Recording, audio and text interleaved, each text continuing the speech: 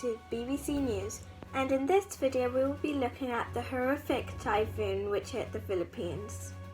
The Philippines is made of lots of islands.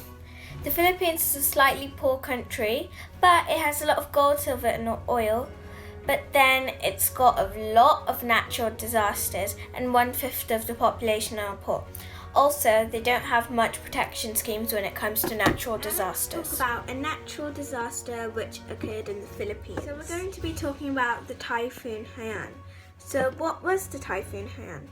So the Typhoon Haiyan was a tropical storm which started on the 3rd of November and hit the Philippines on the 8th of November at 4:40 a.m. Typhoon Haiyan was classified as a super typhoon. It sustained winds of more than 150 miles per hour. The highest wind speeds went up to 195 miles per hour. The Typhoon Haiyan happened just like any other tropical storm. It occurred because there were all the principles you need for a tropical storm. It got so big because no land disrupted it. Now let's talk about some impacts. The Typhoon Haiyan caused disastrous effects. 1.1 million houses were damaged, 33 million coconut trees were destroyed, and 5.9 million workers lost their jobs. Let's move on to economic impact. So some economic impacts were, one thing, 6 million workers lost their jobs.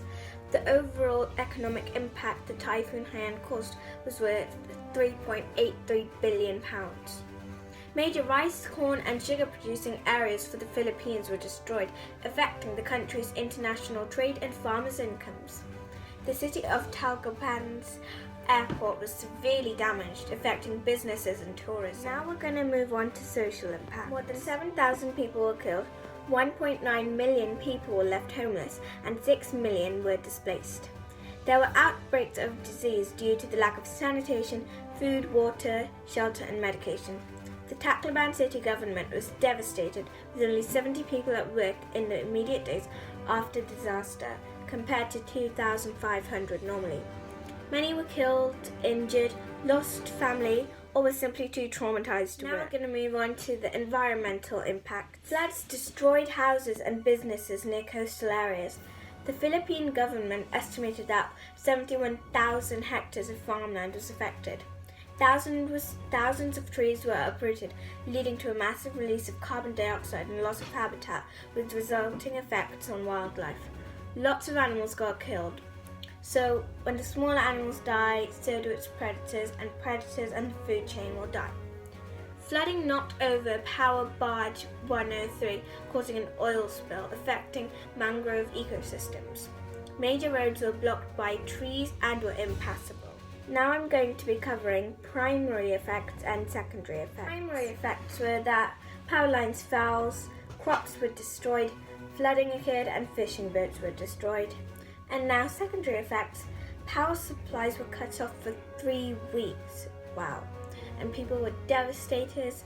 There were shortages of food, water and shelter, and there was lots of robbing from shops as well as violence. What were the responses to this catastrophic Typhoon Haiyan? The Philippines formally declared a state of national calamity and asked for international help 1 day after Typhoon Haiyan had hit the country. The UK government provided food, shelter, clean water, medicine and other supplies for up to 800,000 victims. Another response included a televised warning for people to prepare and evacuate.